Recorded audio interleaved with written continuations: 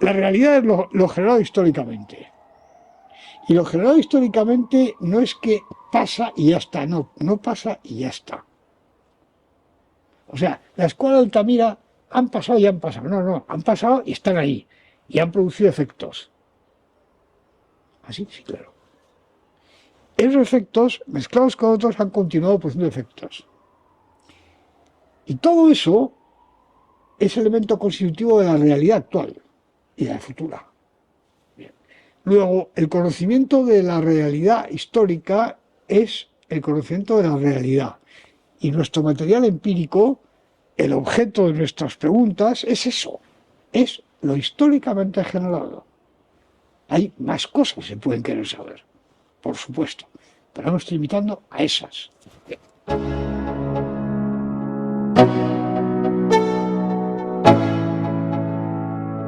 Let's go. Yo, I'm like an addict, do I gotta have it. I ain't even playing, got a really bad habit. If it moves, gotta grab it. Fuse like a magnet, lose, won't have it till I'm doomed in a casket. Bueno, pues esta tarde estoy con Rafael Rubio Urquía, catedrático de Teoría Económica, jubilado. ¿Desde hace cuánto tiempo estás jubilado? Estoy jubilado desde el año, vamos a ver, pues la verdad es que no sé, 6 años o algo así. O sea, tampoco hace tanto tiempo. Desde que cumplí 70, ya según la legislación actual, jubilar quiere decir exactamente varias cosas negativas. Primero, en primer lugar y para empezar, que ya no puedes ejercer un montón de funciones que en todas las universidades europeas han podido ejercer con 70, 80 y 90 años, incluida la española. Que yo tenía mi programa de doctorado a catedráticos jubilados, tales como José Castañeda y otros parecidos, y que seguían enseñando. Bueno, eso así está fuera del primer efecto de la jubilación. El segundo efecto de la jubilación es que la reducción de ingresos es drástica, porque las pensiones no son las pensiones que deberíamos cobrar, sino que son las pensiones que llaman en la jerga de esta gente topadas. Topadas quiere decir que no te van a pagar lo que deberían pagarte. Hayas cotizado lo que hayas cotizado. Bueno. Como además en España ha habido una pérdida brutal del poder adquisitivo del dinero en los últimos ya bastantes años, pues entonces esto ya es la miseria absoluta. Pero es que además, por si no fuese poco, en virtud de unas disposiciones, las que no tengo comentarios, no puedes ingresar más del salario mínimo interprofesional, que debe ser 10.000 euros, ¿verdad? Como producto del trabajo. Si tienes acciones, obligaciones, títulos valores, sí, este tipo de cosas. Y ya, pues nada, si estaría en el mundo político. Pero de manera honrada, tú no puedes cobrar más de 10.000 euros al año, que creo que es el salario mínimo ese, por ejercer funciones docentes o cosas parecidas. Eso que significa... Pero ahora te has embarcado, bueno, entiendo que sigues dando cursos de forma, iba a decir recurrente, pero no lo sé, o de vez en cuando das cursos a distintos programas universitarios. Sí, sí. Y ahora te has embarcado en abrir un canal de YouTube. Bueno. ¿De abrirlo o de colaborar en un canal de YouTube? Lo ha abierto mi hermano Pedro María, que precisamente, cosas de la vida, es el más pequeño. Nosotros somos 9 hermanos. Entonces yo soy el mayor, pero María es el más pequeño. Me lleva bastantes años de diferencia. Entonces, él es el que ha tenido la idea de abrir el canal que se llama Economía de Acción y encargarme que preparase un curso de lecciones, cosa que hice, pero preparé, lo diseñé y ya las preparo, son muchísimas. Una cosa ¿Cuántas lecciones piensas hacer? Por ahora en el canal me parece que hay 7 No, Y- hay 8, 8, pero hay un vídeo que es recopilatorio de lo que se ha hecho anteriormente. el octavo. O sea, ha habido un momento, habéis sentido la necesidad de decir, vamos a fijar los conceptos, o a decirle a la gente dónde está. Sí, ese es el 8. Bueno, hay preparados muchos más, hasta el, no sé, 17 o algo así, y sigo redactando porque tal y como está pensado este curso, esto va a durar mucho, mucho quiere decir mucho. Es decir, ¿Cuál es la idea general que tienes con el curso? ¿Qué es lo que quieres transmitir? bueno, varias cosas. Para empezar, y esto es lo que expongo de un modo bastante simple en la conferencia 0, no tiene numeración 1, 2, 3, 4, es 0, varias cosas. La primera, yo he constatado, son cosas distintas, lo que sí, lo que confluyen. Yo he constatado en todo tipo de foros, cuando digo todo tipo, es todo tipo, las cosas más variadas y a los niveles, entre comillas, más diversos, que desde hace ya muchos años, para mucha gente muy distinta, es un verdadero enigma lo que está sucediendo en su alrededor. Esto se aplica a España, a Francia, digo sitios que me consta a ¿Te mí. refieres a cómo históricamente se están desplegando o están evolucionando nuestras sociedades? Eso de modo general, en la medida que la gente se va dando cuenta, pero incluso en su vida personal, cómo ven que su nivel no, sus medios de vida se contraen de una manera brutal, que la seguridad va desapareciendo, que se están difundiendo toda clase de cosas malas y negativas, que de repente pasan cosas que no podían ni imaginar, propias de una dictadura comunista, aunque yo les digo que dictaduras comunistas eran malas, pero en lo que puede evolucionar esto es mucho peor todavía. Porque una de las escasas ventajas que tenían los países del socialismo real es que las reglas de juego estaban claras, ¿eh? Relativamente claras. Pero el curso no está destinado a explicar No, cuáles son los momentos históricos o los no, fenómenos no, no, históricos no, no, que no, estamos no, viviendo. no, no, ahora te voy a decir. Esa situación de perplejidad que causa los mayores males. En España, por ejemplo, la gente, que hay gente que está totalmente adocenada y que ha renunciado a preguntarse nada, vive como puede, muchísimos viven de una manera precaria, otra gente ha pasado directamente a la colaboración con las instituciones y grupos humanos que están colaborando a esto, pero hay gente, bastante gente, de varios tipos de edad, de varios grupos de edad, que de modo distinto se preguntan, ¿pero cómo es posible que esté pasando y que haya pasado esto? Bueno, pues es posible por varias razones. Una, por falta de información histórica, porque la gente sabe muy poca historia. Y de hecho las promociones en las generaciones más jóvenes, la poca que saben suele estar manipulada. Hay una segunda concausa a esto, que a mí me parece más grave que la primera, y es que se carece en general, vamos a llamarlo de esa manera tan vulgar y tan, de modelos razonablemente fundamentados de cómo se producen los procesos sociales. Y en esto está incluida la economía, la política, etc. Bien, esto es el primer elemento del concurrente en el curso este, la intencionalidad o el propósito de por qué establecimos este curso. Dar a la gente que lo desee elementos de juicio científicos que le permitan hacerse más cargo, más plenamente cargo de los cómo y los porqués. Y previamente a los cómo y a los porqués, de dotarle una serie de elementos que le permitan, de categorías conceptuales y descriptivas que le permitan ver cosas que están ahí y que si no se tienen estos meros conceptos, sencillamente no se ven. Esto es un ejemplo, voy a poner un ejemplo en fin, muy sencillo y trivial.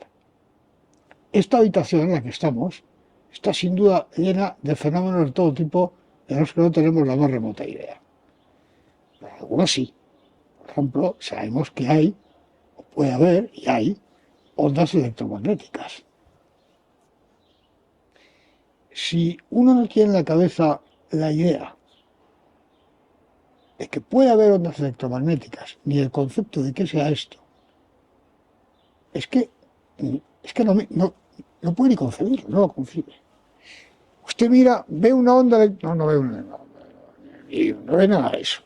Ahora, si tiene el concepto y sigue en esa dirección, llega un momento en que descubre, como se ha hecho, los instrumentos que permiten captar esas ondas y por así decirlo, domesticarlas. Entonces, ¿quieres decir que en el tráfico de lo social que vivimos día a día existen causas que no observamos o que no logramos percibir?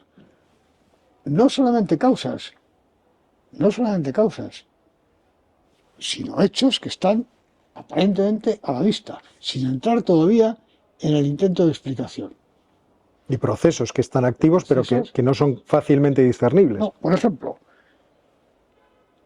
usted ha cogido un mapa de España reciente, ha visto cómo han evolucionado las densidades de población, a qué se dedica la gente, y como eso, 1000 ejemplos. A la tiza. Pues esto.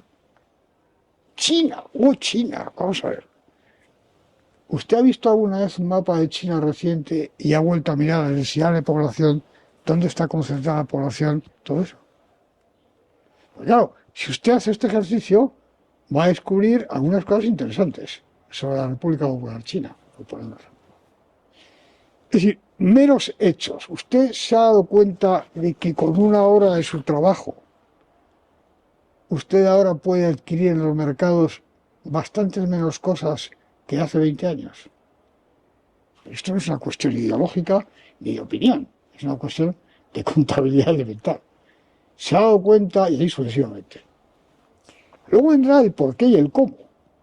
Pero primero es dar elementos, conceptos y categorías que le permitan a uno mejor aprehender la realidad. Primero y después, instrumentos más complejos, como son las diferentes construcciones teóricas disponibles que permiten explicar o intentar explicar esas cosas. Con todo ese equipamiento, usted estará en condiciones mucho mejores para, primero, conocer dónde estamos, segundo, empezar a dar respuestas y, tercero, poder actuar. Ese era el primer elemento componente en la intencionalidad del curso. Un segundo elemento es dar a conocer de una manera sencilla y a un público mucho más amplio una serie de resultados acerca de la acción humana, de la generación de realidad histórica y de economía, que son, a mi juicio, bastante más potentes que los disponibles, es decir, que explican más cosas y de modo más convincente, en un enfoque que está muy lejos de ser el habitual. Bien, esto expuesto en textos muy complejos, de no fácil acceso y fragmentarios en su mayor parte, hace que la difusión de esto es muy difícil. Textos tuyos, entiendo que estamos hablando de tu investigación particular, Sí, lo que pasa, sí, en la que convergen obviamente investigaciones de mucha otra gente. Claro, o sea, esto es así. Es decir, efectivamente, sí, muchas preguntas que yo me he ido formulando e intentando resolver. Algunas son enteramente nuevas, pero otras muchas no. Por ejemplo, una cosa que tú conoces, vas a identificar inmediatamente. ¿Cuál es el lugar de lo que llamamos económico en el conjunto de la acción humana? ¿Dónde está eso exactamente?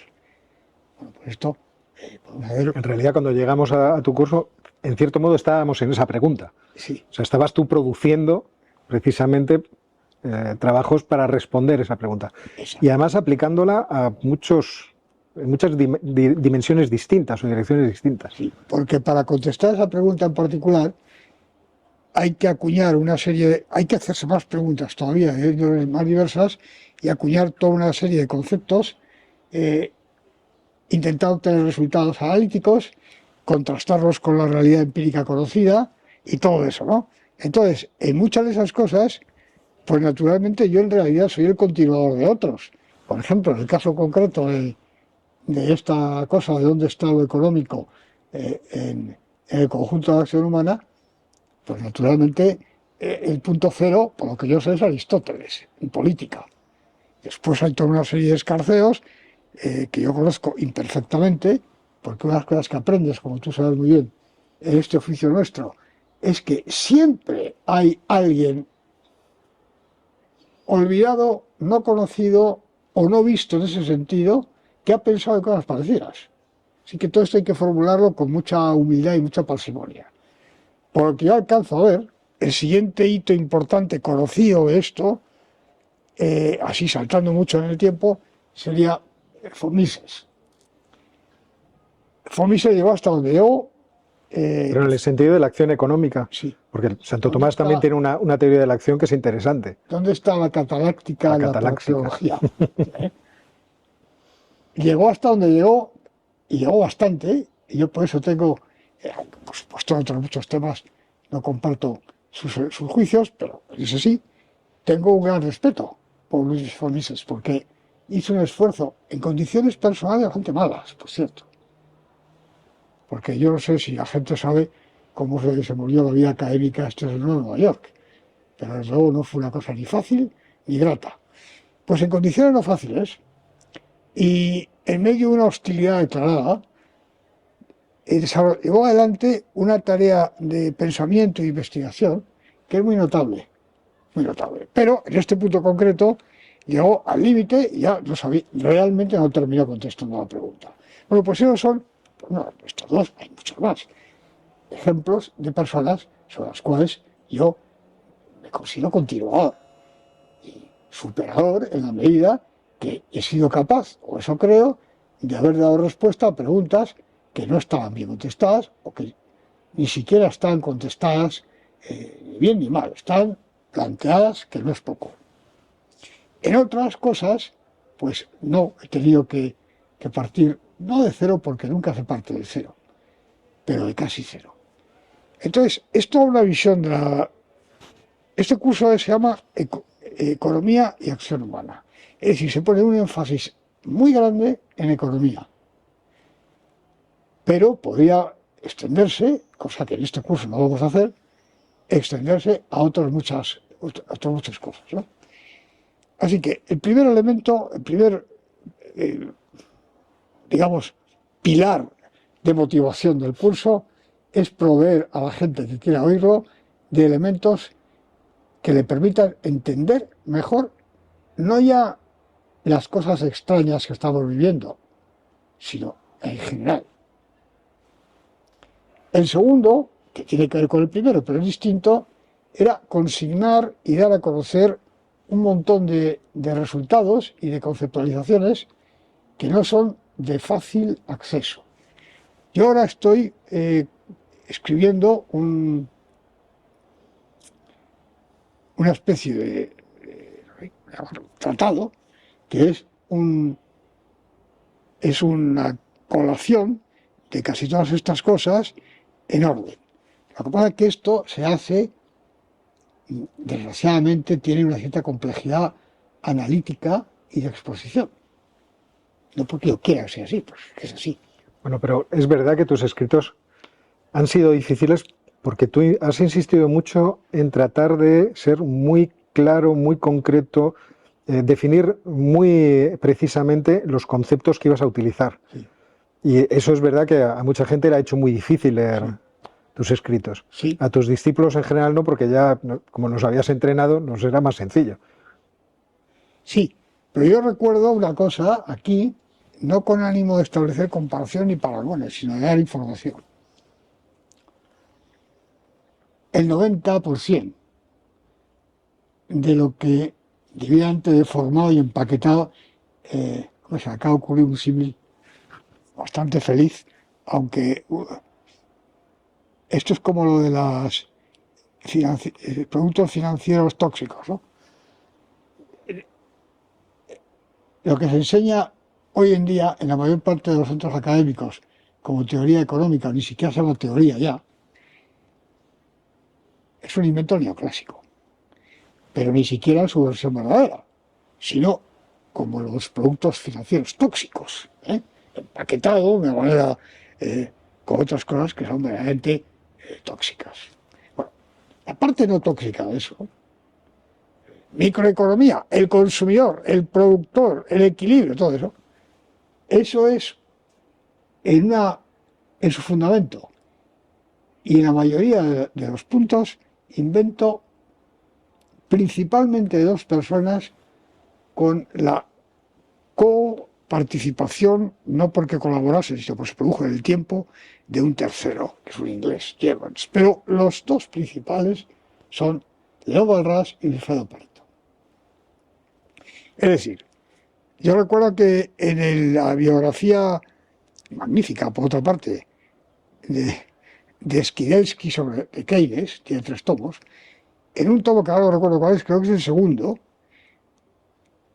Skidelsky se exclama: bueno, yo estaba estudiando y tal y cual, y de repente descubro que lo que yo tenía por una ciencia absolutamente inglesa, en realidad tiene un origen francés, la teoría neoclásica. Jevons es el otro, paralelo, con el que Walras establece una muy buena relación personal. Jevons sí, pero el grueso y toda la conceptualización, tanto de la demanda, la oferta, todas esas cosas, El equilibrio general. el equilibrio general, y más allá Pareto, más cosas, eso viene de Walras y Pareto. Bueno, un pequeño detalle. Yo he tratado con gente de todo tipo, en los más diversos sitios. Conozco a poquísimas personas, y un catedrático, poquísimas personas, que hayan leído directamente los elementos de economía política pura de Leo Walras y casi nada de Pareto. De hecho, cómo llegó Walras al resto del mundo angloparlante, es una manera que escribo en un texto que ahora lo voy a citar. Era increíble. A través de un tratado de economía política bastante extraño de un sueco, traducía al inglés. Así. Quiere decir que nadie, sí, por supuesto, Irving Fisher, notable teórico norteamericano, conocía todo esto, sin duda. Pero en general, los textos de Walras y de Pareto, sobre todo en el caso de Pareto tiene una obra inmensa, pero los textos más complejos técnicamente eran de difícil acceso porque eran complejos. No porque utilizasen muchas matemáticas, que en aquella época sí era un obstáculo, hoy no es, porque eran complejos, conceptualmente complejos. De la obra de Maurice Allais, que ha fallecido recientemente y que es, a mi juicio, el único teórico neoclásico que ha intentado ir más allá de Pareto, Maurice Allais tiene una obra enorme. ¿Cuánta gente ha leído los textos, no los textos polémicos, sino los textos teóricos? Es también otro autor muy complejo, pero también muy repudiado. Sí, repudiado, por ahí está. Sí, sí. Y admirador de Irving Fisher, cuando hace la retahíla de quiénes son mis ídolos intelectuales o los padres de la investigación, que yo a Irving Fisher siempre le ponía en un pedestal. Entonces, la dificultad de las cosas es así. Bien. ¿Cuál es el modo normal de difundir estas cosas? Pues las publicaciones, sobre todo los libros, por los artículos, en contra de esta siniestra dictadura del paper que se ha impuesto por razones ideológicas perfectamente calculadas. El modo normal de exponer cosas de cierta complejidad y de cierta longitud es el libro.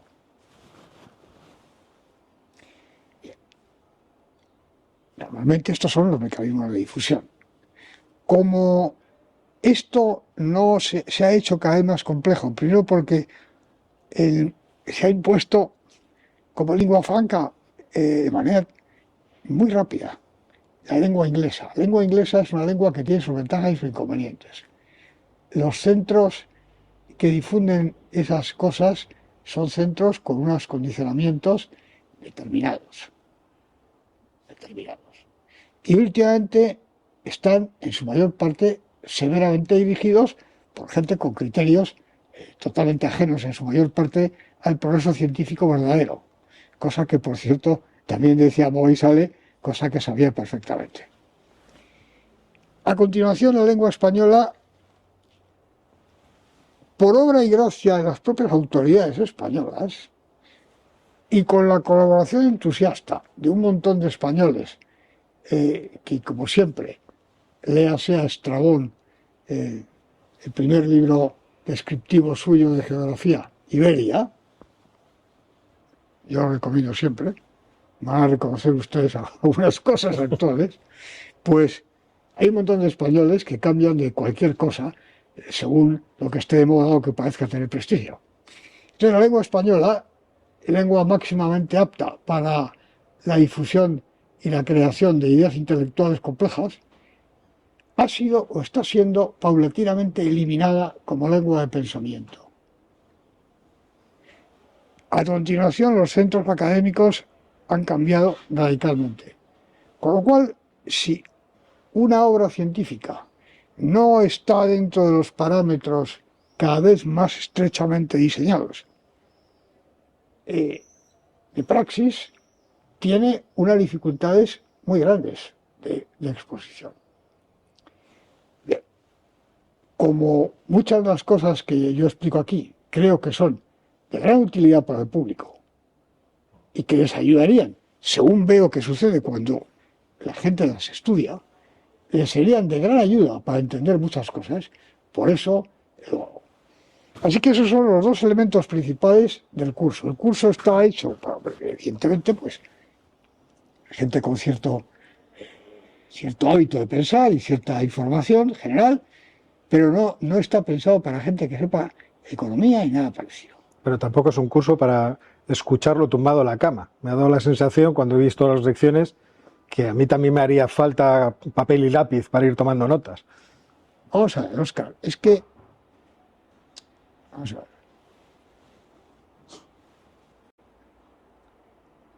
Y estas cosas que se oían antes, bueno, ahora no se oyen porque ahora ya ni siquiera se habla de eso. Estas cosas que se oían antes, es que me hace gracia porque alguien que realmente conozca de verdad la teoría general de la relatividad, la puede exponer sin pérdida de información de manera sencillísima. ¿Cuántas veces hemos oído semejante cosa? Usted sabe lo que estoy diciendo. Yo le puedo dar a usted unas informaciones, unas analogías, pero no puedo dar eso, porque eso requiere una preparación previa en una serie de temas, entre los cuales, en una rama de las matemáticas, que salvo los físicos poca gente transita, que no son en absoluto evidentes. Yo el otro día a un colega nuestro, un compañero jubilado, biólogo, muy bueno y muy eximio, estábamos hablando de diferentes novedades de las ciencias recientes, ¿no? Entonces, una de ellas era uno de los temas de la colación fue la continua reconceptualización del concepto de materia por la física teórica. Entonces, yo me había quedado, como natural, bastante anticuado en ese tema. Me había quedado anticuado, pues, por ejemplo, con lo que se decía hace 50 años, ¿no? O 40. Que se había puesto al tanto del tema, tras un año de estudio asiduo con otros colegas suyos, me ilustra acerca de los campos que cierto tipo de estructura de campos que generan materia. Entonces, yo le digo, vamos a ver, de esto habrá escrito, yo le digo lo que yo sé del tema y qué manuales estudié en su día sobre esos temas y tal. Y me dice, bueno, eso es todo la prehistoria. Bueno, texto básico es uno que te voy a mandar por correo electrónico, del año 60 y tantos, porque luego esto se ha confirmado experimentalmente hace poco en el Centro Europeo de Investigación Nuclear de Ginebra.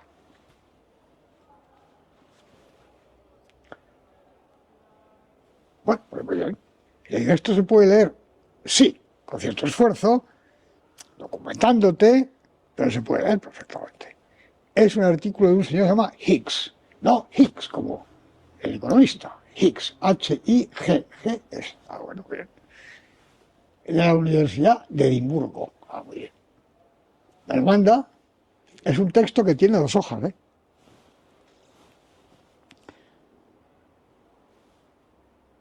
Lo miro, lo leo, lo vuelvo a leer por 4ª vez, por 5ª vez, por supuesto. Para empezar, algo más de las 3/4 partes del vocabulario que utiliza este señor, a mí me es completamente desconocido. Y no existía cuando yo estudié algo parecido a eso. Eso de entrada. Eso para empezar. En segundo lugar, hay que saber un montón de resultados experimentales de los que yo no tengo ni idea. Bien, pues si usted no ha leído eso y usted no está en condiciones de comprobar experimentalmente que eso se ha verificado experimentalmente. Entonces se lo digo y me dice, bueno, pero aquí hay una cosa que han hecho un consorcio de físicos para explicar esto al laico. Y me lo manda. ¿Lo explica? Sí lo explica, sí. Pero no a mi satisfacción. Porque al final, porque al final la ecuación es la ecuación. Y al final el concepto es el concepto. Esto es un pequeño símil entre otros muchos que podría poner. Entonces, tú puedes, y yo creo que lo hago, eliminar formalismos, eliminar palabras muy complejas, quitar todo un montón de cosas que no son absolutamente esenciales. Eso lo puedes hacer, y yo creo que lo hago. Puedes amenizarlo con diferentes expedientes de animación, que también creo que lo hago. Puedes hacer todo eso. Ahora, lo que nunca puedes hacer es dejar la cosa completamente vacía de dificultad. Eso es imposible. Es imposible. Cuando hace falta por parte del que escucha un modicum, por lo menos, de lo que digo al principio. Y no es recomendable. Para quien lo escucha no es recomendable. No. Si le quitas toda complejidad, no es recomendable. Es recomendable porque está hecho de tal manera. Yo me esfuerzo mucho cuando hago esto. A mí me cuesta un trabajo enorme hacer estos guiones, ¿eh? O sea, mucho. Porque yo me esfuerzo, el éxito que sea, por evitar eso. Están puestos los elementos para que quien quiera profundizar más pueda. Y además, en el canal se les brinda la oportunidad de hacerlo. Es decir, he quitado complejidades, para empezar, complejidades tú conoces bien, que a la gente, yo no sé por qué motivo, le echan para atrás. Complejidades notacionales, para caracterizar bien la estructura de una teoría. Y todo eso, para hacerlo bien, como Dios manda, y que sea una cosa no ambigua, pues hay que introducir todo un montón de símbolos y de cosas. Pero no hay hábito de análisis abstracto en mucha gente. Bueno, pues entonces, para esos hay una bifurcación. Los que, con lo que yo les explico, y tal vez algún plus que puedan querer, sobre todo la aclaración, les es suficiente para ver cosas, por ejemplo, esto que es una lata, ¿no? O mercado o estado, y hostia, vamos a ver. Y esos son los instrumentos para abordar ese tipo de cosas, por ejemplo. El crecimiento, vamos a ver. ¿Incluís bibliografía para precisamente ese ejercicio de... ¿No lo habéis pensado? No, ni una. ¿Te parece una mala idea? No, pueden preguntar. Claro. Yo estoy pensando, pero eso es un pensamiento paralelo y tengo los medios que tengo, en hacer una especie de prontuario con recomendaciones bibliográficas. Pero es que tampoco estoy seguro que sea lo mejor. Así que no lo sé. Eso es una cosa en la que estoy en un mar de dudas. No lo sé. Pero esa es la primera rama de bifurcación. La segunda rama de bifurcación es para la gente que quiera entrar en el núcleo de eso tal y como está hecho.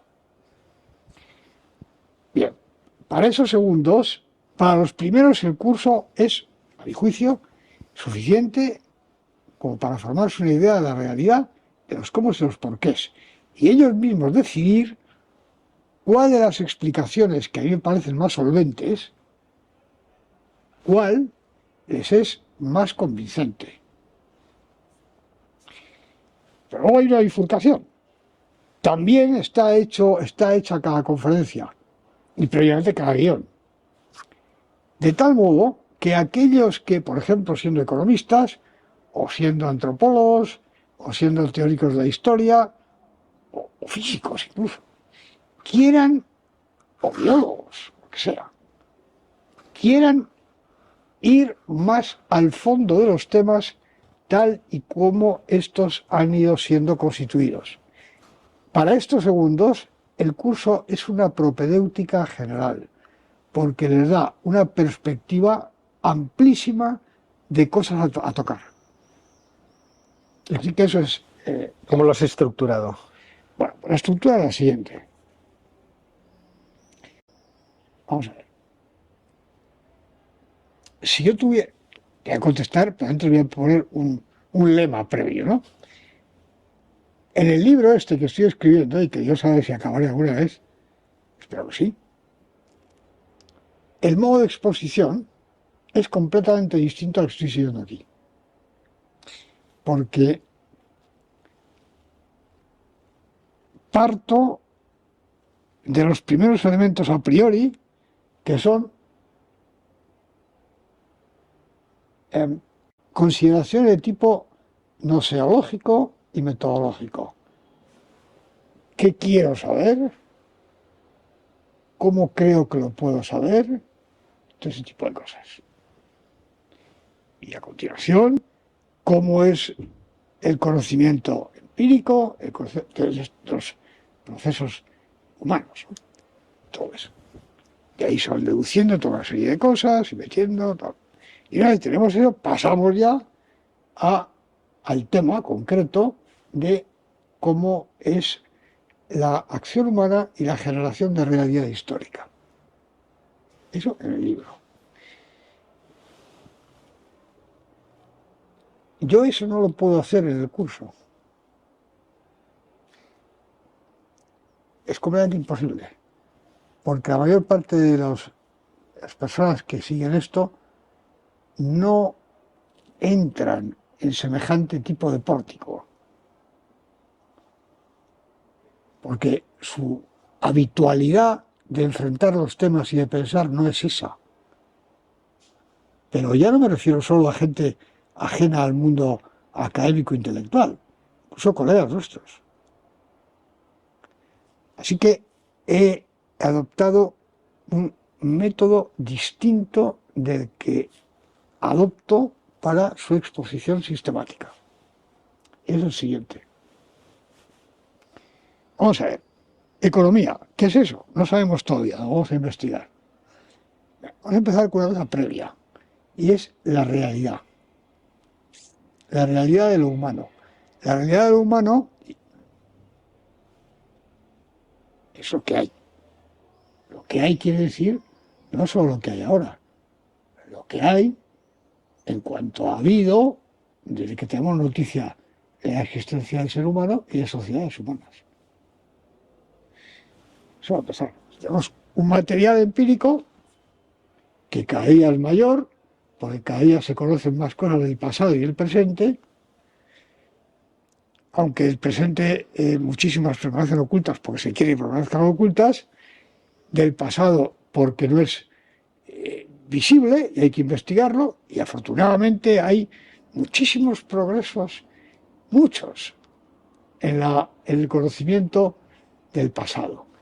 ¿Es esto una cosa secundaria? No, no es secundaria, es la realidad, la única realidad. Estoy hablando en términos usuales, ¿eh? No hablo de otro tipo de realidades. La realidad es lo generado históricamente. Y lo generado históricamente no es que pasa y ya está, no, no pasa y ya está. O sea, la escuela de Altamira han pasado y han pasado. No, no, han pasado y están ahí. Y han producido efectos. Así, sí, claro. Esos efectos, mezclados con otros, han continuado produciendo efectos. Y todo eso es elemento constitutivo de la realidad actual y de la futura. Bien. Luego, el conocimiento de la realidad histórica es el conocimiento de la realidad. Y nuestro material empírico, el objeto de nuestras preguntas, es eso, es lo históricamente generado. Hay más cosas que se pueden querer saber, por supuesto, pero me estoy limitando a esas. Esta es la realidad, la realidad es lo histórico. Usted puede decir que esto es la economía, esto es la antropología, esto no sé qué, pero la historia es esa, es una. Siendo esto así, vamos a ver una primera parte, uno romano, de elementos conceptuales, modos de representación que le permitan a usted aprender, a intercalar, la realidad de lo humano. Bien. Esto lo vamos a dividir en dos partes, 1A y 1B. La 1A trata de la representación, primero conceptualización, representación, de la generación de acción personal y social, acción humana y de realidad histórica. Para eso, en general, como flujo de realidad, esto luego lo puede tematizar de alguna manera, pero el flujo de realidad es el que es, con todo comprendido dentro. Bien. Parte 1A. A esto advierto previamente a los que siguen el curso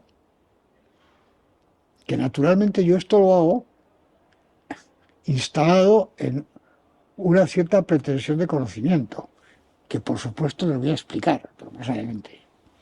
Que en esta pretensión de conocimiento hay un montón de categorías y de conceptos que no son de uso general y que están presididos por cierto enfoque. Bien. Uno de los elementos, como ya veremos, es qué concepción de ser humano se tenga. A esto denominamos antropología. Más, mucho después. Y le digo, señores, según la concepción de ser humano que se tenga por cierta, se ven más o menos cosas. O se ven de un modo o de otro. Yo voy a usar una sola nota de ser humano, solo una, en uno. Una, que es válida para cualquier concepción de ser humano de las que yo tengo noticia. Una. Solo una. Para que después podamos acoger a más. ¿Y cuál es esta? Pues es lo siguiente, es que el ser humano es un ser futurizo, proyectivo. Está constituido de tal manera, con entera independencia de los demás elementos de constitución que se pueda pretender atribuir según la antropología a la que se parta. De tal manera que para actuar necesita tener alguna clase de preideación de lo que va a hacer. Y esto como pueden ustedes comprobar, pero se demostrará, entre comillas, mucho más adelante, esto es cierto para cualquier antropología. Esto no, desde antropologías que consiste en decir que el ser humano es una especie de máquina sencillísima, como un circuito impreso, por ejemplo. Y es eso. Está totalmente determinado, no tiene voluntad ni entendimiento, nada. Desde eso hasta concepciones del humano complejísimas, como puede ser, por ejemplo, la antropología cristiana, como por ejemplo, que en este contexto puede resultar más familiar, aunque nadie haya estudiado eso. Cualquier complejidad. Para cualquier antropología, esto es un hecho. Se podrá explicar de un modo o de otro. Sí, bueno, usted anticipa porque tiene usted el circuito impreso, la laminita que le he metido aquí, con la que usted está hecho. Usted es eso, no aspire usted a creer que es usted. Claro, usted es una laminita y entonces la laminita pone, cuando se recibe la partícula tal por tal sitio, usted atiza esto. ¿Ya está? No, pues ya está. Ese es el preplan que usted tiene. Sin eso, no hay acción. No. Bueno, el ser humano, ¿eh? ¿Y qué es el ser humano? Pues el ser humano, vamos a convenir para empezar, que es el ser que está ahí, que usted reconoce. Es decir, usted es un señor con patas de cabra y esas cosas, pues un ser humano no es. Una cosa parecida, compuesto. Te ve a una vaca lechera que canta un himno, pues no es un ser humano, es una vaca lechera cantora. ¿Cómo puede ser esto? No sabemos. Bueno, pero un ser humano es perfectamente reconocible. Así que vamos a partir solo de esto. Con esa sola nota vamos a ir acuñando conceptos y categorías que le van a permitir a ustedes aprender un montón de cosas. Y esto va a consagrar la parte 1A. ¿Les explica? Bueno, pues para manejar la idea de un ser futurizo y proyectivo, habrá que introducir algunos conceptos que nos permitan manejar esta idea con cierto rigor. Planes de acción, ensamblajes, hacer el plan de acción, Entonces ya inmediatamente introduce una complejidad analítica, como tú sabes muy bien, que yo mantengo a un nivel muy bajo, pero suficiente. Y ahí, con todo esto, representamos la acción personal. Cómo se genera un instante de acción personal, la secuencia de instantes. Cómo, como producto de la interrelación entre acciones personales, se genera realidad histórica. Y esto le da, de momento ya, para empezar, y sin mayor trámite, un montón de conceptos y de resultados que les permiten inmediatamente ver la realidad. Una apertura a la realidad que no tenían antes. Que no tenían. En la conferencia 7, y bueno, ven ustedes que hay un flujo de realidad histórica que de momento se indivisa, no hemos entrado a ver cómo es por dentro. Sí hemos visto que tiene un montón de cosas, pero está todo orgánicamente ligado, que va como una especie de gas que se va, que es la historia.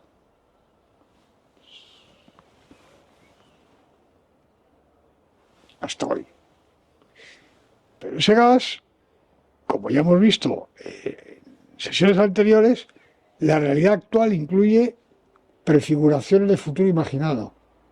O sea que es lo producido y una prefiguración de un futuro que no existe todavía. Claro, este flujo, que es lo que hemos analizado hasta ahora, claro, este flujo es muy complejo. Entonces, es humano dar nombres a las cosas.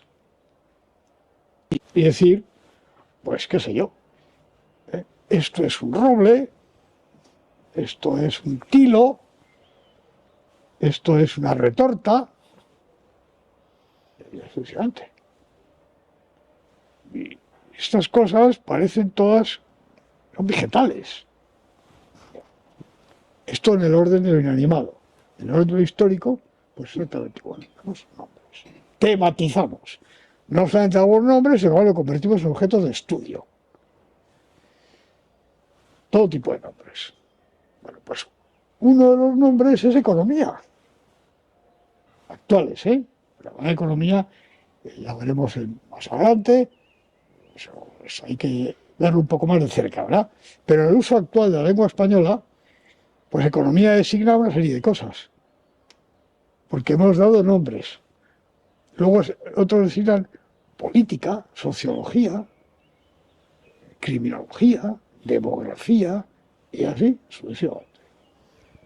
¿Con qué periodicidad estás sacando las lecciones? Cobran ¿Con qué periodicidad estás sacando las lecciones? Vamos a ver. Esto es a juicio de la ¿La autoridad técnica o...? autoridad del canal.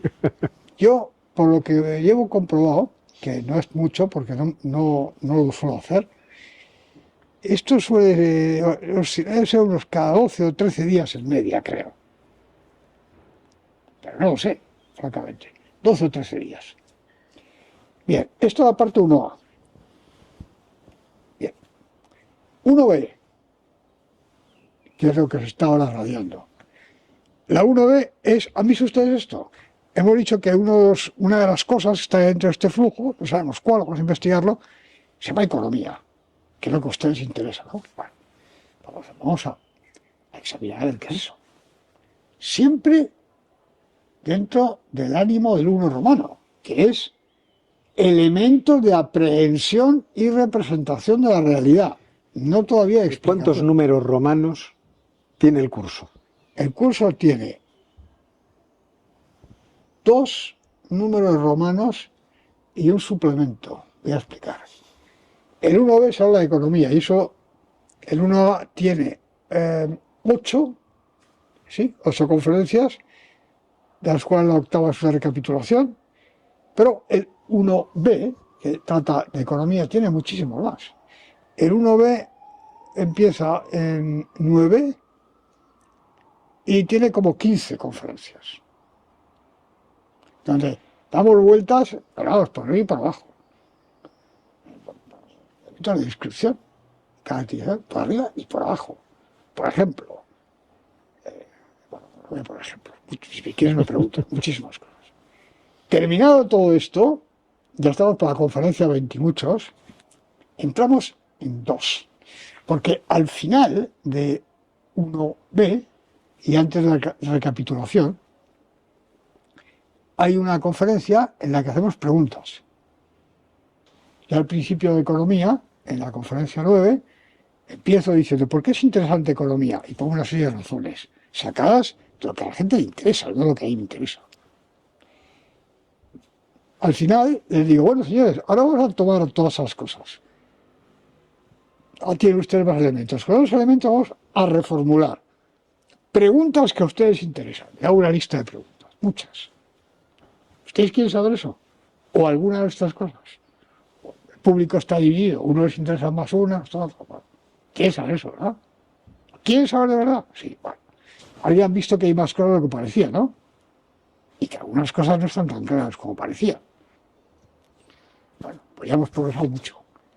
Bueno, pues ahora en 2 vamos a intentar dar respuesta a las preguntas acerca de los cómo y por qué.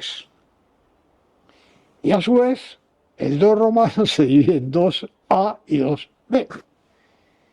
En 2A empezamos preguntándonos cómo se puede dar respuesta a las preguntas, en general, de todo lo relativo a acción humana y realidad histórica. Hay toda una serie de conferencias tratando diferentes. ¿Qué podemos conocer? ¿Y cómo? ¿Y cómo son las construcciones teóricas utilizadas? Y esto hay que hacer una serie de cosas que yo mantengo al mínimo, pero por muy mínimo que sea, hay un montón de cosas las que la gente en general no tiene la más remota de las ideas. Inciso, yo el año pasado, en el mes de marzo, sí, otra vez abril, en el seno de un curso que ha durado 2 años, y que ha tenido una gran audiencia. Esto está reservado a investigadores y profesores de diferentes materias. Un curso se llamaba, digo se llamaba porque acabó ya, ¿sí? Antropologías con raya, sin persona. Yo este título no lo hubiese puesto jamás, pero la otra persona que conmigo codirige el curso se ve que conoce mucho mejor el panorama que yo. Entonces él insistió en el título y efectivamente ha sido un éxito. Para lo que se trata es para revistas de todo tipo de antropologías. Entonces había una parte 1, ¿sí? Uno romano también, que era, esto eran aquí, ¿qué teníamos aquí? Teníamos gente de derecho, esa extraña interfaz que es economía, finanzas, empresa.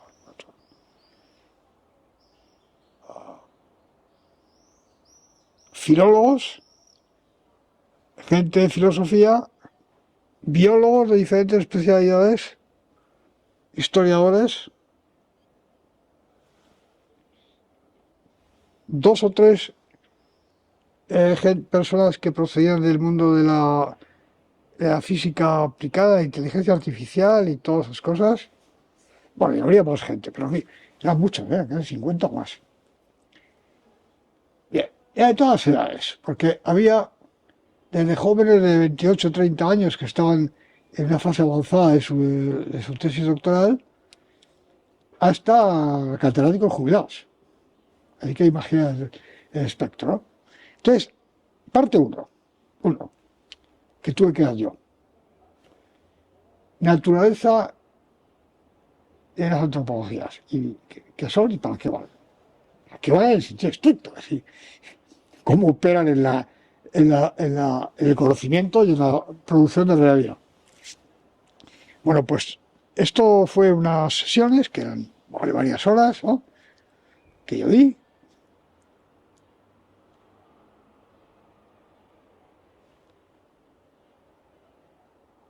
Fue como, para mucha gente, que no tenían ni noticia, ni concepción, ni preidea de que eso podía ser así. Estoy hablando de gente culta, dedicada al pensamiento y el armario de ese tipo de ciencias. Yo recuerdo, por ejemplo, una cría, una señorita, en primera fila, que esta era doctora y todas esas cosas ya, en genética, el genoma humano. Una cría fantástica, que hacía unos apuntes buenísimos con una máquina que tenía. Chica. Esta había estudiado antropología biológica en la Facultad de Ciencias. Era licenciada y doctora en biología, entonces en la Facultad de Ciencias, o como se llama eso ahora, en la Complutense, lo han dividido en un montón de subfacultades, había un curso de antropología, que era antropología física, realmente. Y lo tomó. Entonces, claro, eso es imagen de antropología. Claro que se forma parte, pero es una pretensión de conocimiento de cómo es el ser humano. Entonces tiene unas estructuras lógicas y unas y formales que conviene conocer, y tiene unas implicaciones, y es una cosa bastante compleja, ¿verdad? Bueno, pues era una cosa extraordinaria, porque nunca habían oído, ni por aproximación, hablar de nada de eso. Ni tenían idea de que se podía sistematizar así. ¿Por qué? No sé. Y todo esto se verá en DOSA.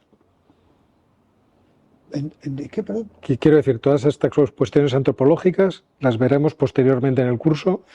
Bueno, entonces en el curso, bueno, en 2A, ¿sí?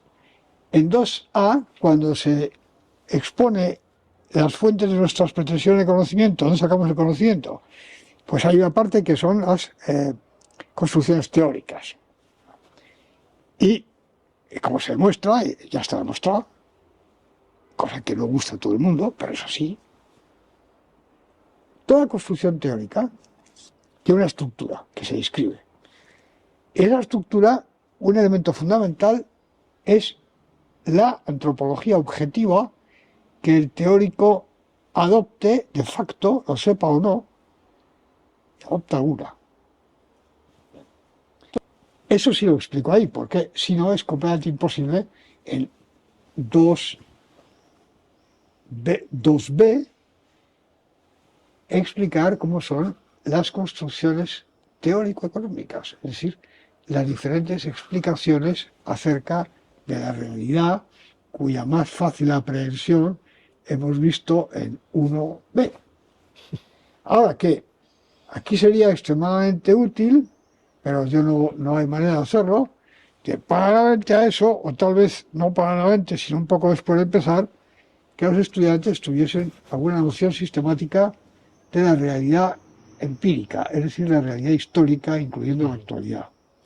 ¿Y te tienta, por ejemplo, hacer sesiones específicas de cómo podemos iluminar fenómenos históricos presentes con lo que se está explicando en el curso? Ese es el suplemento. Antes te he dicho que había... ¿Pero eso lo estás pensando para el final del todo? Sí, sí. ¿O yo podría venir con mi cámara de vez en cuando y decir, Rafael, ¿cómo ves esto? Eso es distinto. Pero eso, vamos a ver, eso se puede hacer siempre. Y si yo sé contestar, te contesto con mucho gusto. Si sé contestar, que obviamente a multitud de cosas no sé contestar.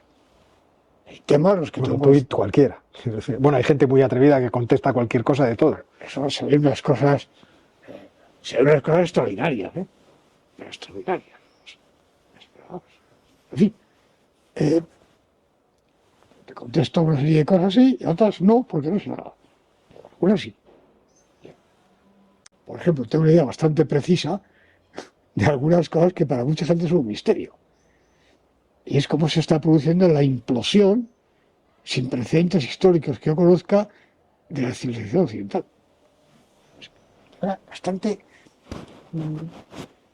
precisa y muy pensada de cuál está siendo y ha sido el mecanismo lógico-causal, por así llamarlo, de manera bastante mala, que está produciendo eso. Ahora, también te puedo hablar de muchas más cosas, pero de otras no. Por ejemplo, de temas financieros y cosas de esas, no, porque no tengo la más remota idea y además no tengo intención ninguna, salvo que imprescindible, porque tú no puedes pretender saber todo tipo de cosas. Entonces, respuesta, sí, por supuesto que puedes saber eso. Y si yo sé contestar, será perfecto y lo haré. Pero una cosa que le digo a los seguidores del curso desde el principio es que los que quieran participar en esto, cosa que yo recomiendo que se haga, tienen que adoptar una serie de medidas de instalación desde el principio. Varias. Una, corazón y cabeza grandes y abiertos. Claro, hay gente que dirá, bueno, ¿y eso qué tiene que ver? ¿Qué tiene que ver? Todo. La aproximación al conocimiento verdadero exige una notable apertura de mente y de corazón. Es decir, exige una buena voluntad y un buen ánimo a priori. Si no, en contra de lo que pueda parecer a mucha gente, hay elementos de la realidad que no verás jamás. Nunca. Así que primero, corazón y cabeza abiertas. Segundo, ánimo continuo de no dar por cerrado enteramente ningún tema que no esté muy claramente claro. Y como resulta que hay un montón de temas que no están nunca muy claramente claros, tener siempre abierta una puerta para eso. Perdón. Tercero, paciencia. Mucha paciencia. No se saltan etapas. En este curso, de una manera, evidentemente, que espero que sea rata y, en fin, con ciertos elementos de distracción, se sigue un sistema que exige no saltarse en ningún escalón. Espacio se repite cuanto sea necesario, pero no se salta en ningún escalón. La palabra prisa está completamente excluida de este planteamiento. Quien tenga prisa, esto no le conviene. No hay prisa. Ninguna. Es paciencia, método, sistema y estar permanentemente dispuestos a poner en cuestión cosas que se tenían por ciertas o por evidentes o por cuasi evidentes. Poner en cuestión quiere decir poner en cuestión. No estar dispuesto a aceptar cualquier majadería que se escuche, no. Poner en cuestión. Se lo dice, por ejemplo. Por ejemplo.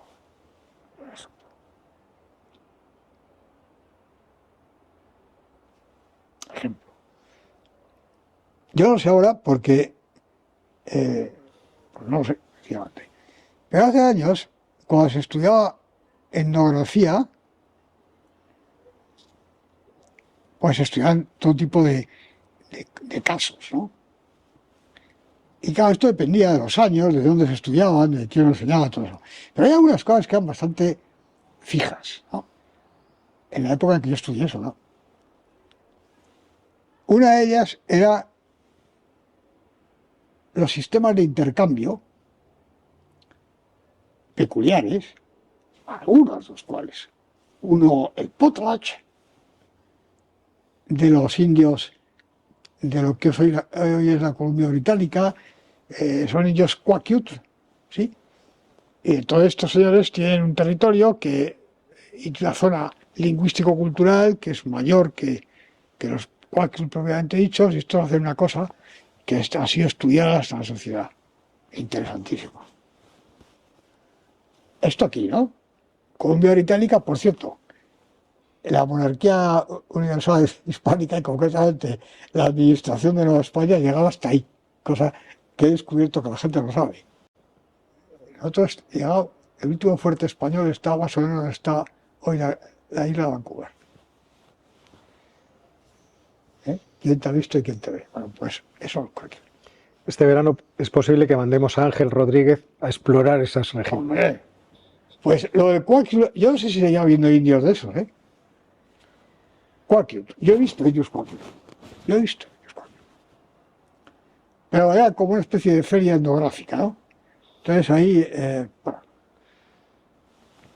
Otro era la casa esquimal, el iglú, bueno, así sucesivamente, y cómo se hacen.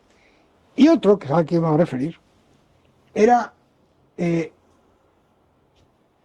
una cosa que creo recordar se llamaba Kula, K-U-L-A, que es, hay un archipiélago en el Pacífico, que creo que son Trobriand, son unas islas. Yo esto todo lo sabía perfectamente, porque tenía todo, hacer un trabajo sobre eso, con un mapa y todo eso. Hace muchos años esto. Las islas estas, son como una especie de semicírculo. Y hacen un sistema de intercambio. Esto estoy pensando en los que hablan del mercado y se creen que el mercado es una bolsa de valores o nada. Bueno, hacen el intercambio, intercambio. El complejísimo sistema que tienen estos señores, que tenían, el Kula, dando vueltas de una manera especial, en fin. Indios esto. Bueno. Bronislaw Malinowski, que fue uno de los fundadores de la Escuela Británica de Antropología Social, que hoy está en vía ya, yo creo que, de mutación extintiva, creo. Pues Bronislaw Malinowski, personaje curiosísimo. Este buen señor hizo muchas, pero hizo una monografía inicial, se llamaba, por lo menos el título del libro en inglés, Los Argonautas del Pacífico Occidental. Escribía los Quakiut. Pero los Quakiut, estos. Bien, esto causó estuvo ahí. Gran sensación, gran revuelo, esto es todo. En la sección de antropología de la Escuela de Economía, London School of Economics, Political Science, pues parte antropológica, que a mi juicio es bastante mejor que la económica. Dentro de lo que es eso, Bueno, estupendamente. Más adelante, anticipadamente, escribe otro libro. Se dice que en respuesta a uno de Freud, a Tótem y Tabú, uno se llama esto sí que no recuerdo ahora mismo el título, pero algo así, como las costumbres sexuales en las sociedades primitivas o algo parecido. Yo no voy a hacer ningún comentario ni revelación sobre lo que dice este señor y sus seguidores en el libro. Esto a los estudiantes, por ejemplo, pues yo tendría entonces 20 años o 19 o 20, una así, o 18, no sé qué. Estudiantes que teníamos un montón de asignaturas, aparte de economía, pues había más. Claro, esto nos producía gran interés, porque claro, aquí se contaban unas cosas tremendas. Y además, esto era el final de los años, último tercio de los años 60, década terrible, aunque en ese momento parecía que era una cosa maravillosa, en América del Norte, completamente en Canadá, pero